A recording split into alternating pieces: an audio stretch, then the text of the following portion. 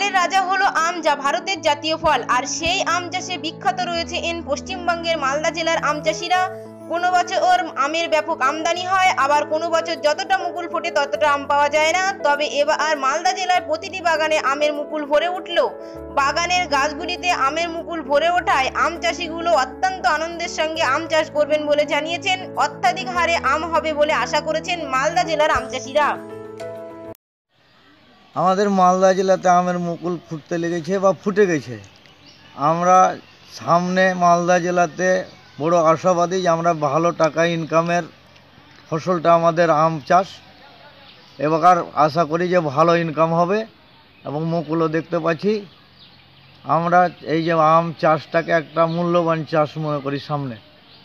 এই সামনে এখন মুকুল, ভালো মুকুল, এই বছর ভালো হবে মুকুল, ভালোভাবে ফুটে গেছে। আশা করি যে ভালো হবে, মোটা ইনকাম হবে। আপনি কতদিন থেকে আপনি আম চাষ করেন? 2 বছর থেকে।